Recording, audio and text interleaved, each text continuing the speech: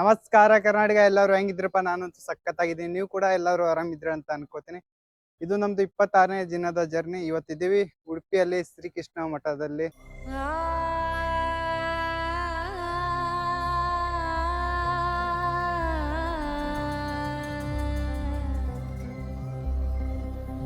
ಉಡುಪಿ ಶ್ರೀಕೃಷ್ಣ ಮಠಕ್ಕೆ ಕನಕದಾಸರು ಬರ್ತಾರೆ. ಆವಾಗ ವಾದ ರಾಜೇಂದ್ರಿ ಅವರಿಗೆ ಗೊತ್ತಾಗತ್ತೆ ಇವರು ಕನಕದಾಸರು ಶ್ರೀಕೃಷ್ಣನ ತುಂಬಾ ಪರಮ ಭಕ್ತರು ಅಂತ. ಅವಾಗ ಅವರಿಗೆ ಪಶ್ಚಿಮದಲ್ಲಿ ಇರೋ ಒಂದು ಮನೆ ಕೊಡ್ತಾರೆ. ಅದೇ ಮನೆಯಲ್ಲಿ ಅವರು ತಂಬೂರಿ ತಗೊಂಡು ದಿನ ಇಡೀ ಶ್ರೀಕೃಷ್ಣನ ಒಂದು ಹಾಡುಗಳನ್ನು ಆಡ್ತಾ ಕಳಿತಾ ಹೋಗ್ತಾರೆ. ಆವಾಗ ಒಂದಿನ ರಾತ್ರಿ ಅವರು ತಂಬೂರಿ ತಗೊಂಡು ಶ್ರೀಕೃಷ್ಣನ ಹಾಡುಗಳನ್ನು ಹಾಡ್ತಾ ಇರ್ಬೇಕಾದ್ರೆ ಒಂದಿನ ಭೂಕಂಪ ಆಗತ್ತೆ. ಕನಕದಾಸರು ಇದ್ದಂತ ಒಂದು ಮನೆಯಿಂದ ಶ್ರೀಕೃಷ್ಣದ ಒಂದು ಬ್ಯಾಕ್ ಸೈಡ್ ಇದ್ದಂತ ಒಂದು ಗೋಡೆ ಅದು ಬಿರುಕು ಬಿದ್ದಿರ್ತದ. ದೂರದಿಂದ ಆ ಬಿರುಕು ಕಾಣ್ತಾ ಇರುತ್ತೆ. ಬಟ್ ಕನಕದಾಸರು ಸಮೀಪ ಹೋಗಿ ಆ ಬಿರುಕು ನೋಡ್ಬೇಕಾದ್ರೆ ಅವರಿಗೆ ಶ್ರೀಕೃಷ್ಣದ ಒಂದು ದರ್ಶನ ಆಗತ್ತೆ. ನಾವೆಲ್ಲರೂ ಕೇಳಿರೋ ಪ್ರಕಾರ ಕೃಷ್ಣ ಪೂರ್ವದಿಂದ ಪಶ್ಚಿಮ ತಿರುಗಿದು ಅಂತ ಅದು ಒಂದು ಕತೆ ಅಂತ ವಾದಿರಾಜ ಸ್ವಾಮೀಜಿಗಳ ಪುಸ್ತಕದಲ್ಲಿ ನಾವು ನೋಡಬಹುದು. ಉಡುಪಿದಲ್ಲಿ ಇರುವ ಈ ಕನಕನ ಕಿಂಡಿಯ ಕತೆ ನಾವು ಕೇಳ್ತಾ ಹೋದ್ರೆ ಕೇಳುವುದೇನು, ಕನಕದಾಸರು ಇಲ್ಲಿ ತಂಬೂರಿ ತಗೊಂಡು ಶ್ರೀಕೃಷ್ಣನ ಹಾಡುಗಳನ್ನು ಹಾಡ್ತಾ ಇರ್ಬೇಕಾದ್ರೆ ಕನಕದಾಸರ ಒಂದು ಭಕ್ತಿಗೆ ಮೆಚ್ಚಿ ಪೂರ್ವದಲ್ಲಿ ಇದ್ದಂತ ವಿಗ್ರಹ ಪಶ್ಚಿಮಕ್ಕೆ ತಿರುಗಿ ಅವರಿಗೆ ದರ್ಶನ ಕೊಡುತ್ತೆ ಅಂತ ನಾವೆಲ್ಲರೂ ಕೇಳಿರೋ ಪ್ರಕಾರ ಇದು ಕತೆ. ಆದ್ರೆ ವಿದ್ವಾಂಸರು ಹೇಳ್ತಾರೆ ಇಲ್ಲ, ಇದು ಮೊದಲಿಂದ ವಾಸ್ತುಶಿಲ್ಪ ಇದೇ ರೀತಿ ಇತ್ತು, ಪಶ್ಚಿಮಕ್ಕೆ ವಿಗ್ರಹವನ್ನು ಸ್ಥಾಪನೆ ಮಾಡಿದ್ರು. ಇವಾಗನು ನಾವು ನೋಡ್ಬೋದು, ವಾಸ್ತುಶಿಲ್ಪದಲ್ಲಿ ನಾವೆಲ್ಲರೂ ನೋಡ್ಬೋದು, ಮೊದಲಿಂದ ಇವಾಗನು ಎಲ್ಲ ದೇವಸ್ಥಾನದ ವಿಗ್ರಹಗಳನ್ನು ಪಶ್ಚಿಮಕ್ಕೆ ವಾಸ್ತುಶಿಲ್ಪ ಪ್ರಕಾರನೇ ಸ್ಥಾಪನೆ ಮಾಡ್ತಾರೆ. ಇದು ವಿದ್ವಾಂಸರು ಹೇಳಿದಂತ ನಾವೆಲ್ಲರೂ ಕೇಳಿದ್ದು ಇದು ಒಂದು ಕತೆ. ನಾವು ಇವಾಗ ಹೋಗಿ ದರ್ಶನ ಪಡ್ಕೊಂಡು ಬರೋಣ, ಬನ್ನಿ.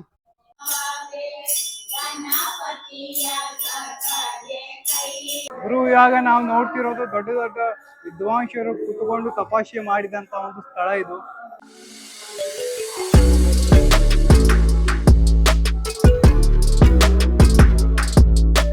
ಇದೇ ಒಂದು ಪಾವನ ವೃಂದಾವನ ಸ್ಥಳ.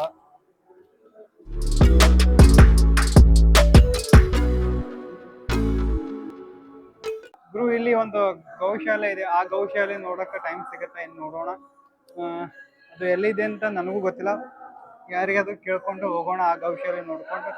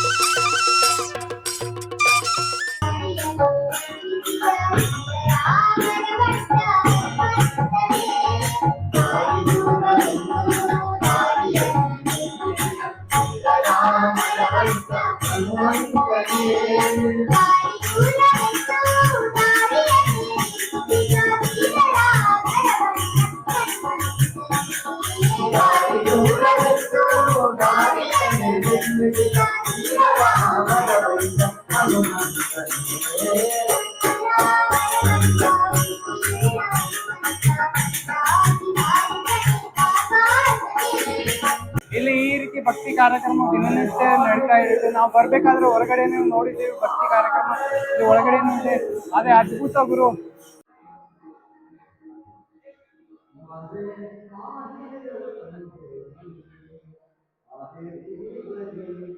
ದೇವಸ್ಥಾನದ ಒಳಗಡೆ ಇದ್ದಂತ ಅಂಗಡಿಗಳು, ಶ್ರೀಕೃಷ್ಣನ ವಿಗ್ರಹಗಳು ಇಲ್ಲಿ ನೋಡ್ಬೋದು ನಾವು.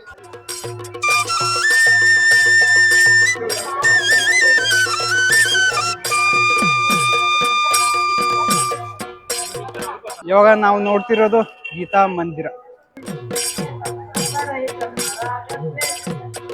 ಕುಂದಾಪುರದಲ್ಲಿ ಲೊಕೇಟ್ ಆಗಿರೋ ಆಂಜನೇಯ ಸ್ವಾಮಿಯ ವಿಗ್ರಹ ನೋಡಕ್ಕಂತ ಬಂದಿದ್ದೀವಿ. ಇವಾಗ ನೀವೆಲ್ಲರೂ ನೋಡಿರ್ಬಹುದು, ಆಂಜನೇಯ ಸ್ವಾಮಿ ವಿಗ್ರಹ 81 ಫೀಟ್ ಇದೆ ಅಂತ.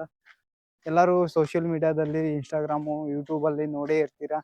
ಅದೇ ಒಂದು ಆಂಜನೇಯ ಸ್ವಾಮಿಯ ವಿಗ್ರಹ ನೋಡಕ್ಕಂತ ಇವತ್ತು ಬಂದಿದ್ದೀವಿ. ಶ್ರೀ ಗುರು ಚರಣ ಸರೋಜ ರಜ ನಿಜ ಮನ ಮುಕುರ ಸುಧಾರೆ ಬರನೌ ರಘುबर बिमल जसो जो दायक फल चारी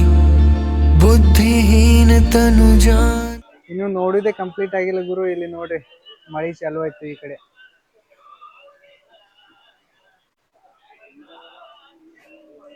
ಈ ಕಡೆಗೆ ಮಳಿ ಯಾವಾಗ ಸ್ಟಾರ್ಟ್ ಆಗುತ್ತೋ ಅಂತ ಒಂದು ಗೊತ್ತಾಗಲ್ಲ ಗುರು. ಮಳಿ ಇವಾಗ ಸ್ಟಾರ್ಟ್ ಆಯ್ತು, ಯಾವಾಗ ಬಿಡುತ್ತೋ ಅದನ್ನು ಗೊತ್ತಾಗಲ್ಲ ಗುರು. ಇದು ಇಷ್ಟು ಇವತ್ತಿನ ವಿಡಿಯೋ ಇಷ್ಟ ಆದ್ರೆ ಲೈಕ್ ಮಾಡಿ, ಕಮೆಂಟ್ ಮಾಡಿ, ಶೇರ್ ಮಾಡಿ, ಮತ್ತೆ ಸಬ್ಸ್ಕ್ರೈಬ್ ಮಾಡ್ಕೊಳ್ಳಿ ಚಾನಲ್. ಇದೇ ರೀತಿ ಒಳ್ಳೆ ಒಳ್ಳೆ ವಿಡಿಯೋ ತರ್ತಾ ಇರೋಣ, ನೋಡ್ತಾ ಇರಿ ನೀವು. ಮತ್ತೆ ನಗ್ತಾ ಇರಿ, ನಗಿಸ್ತಾ ಇರಿ. ಜೈ ಕರ್ನಾಟಕ.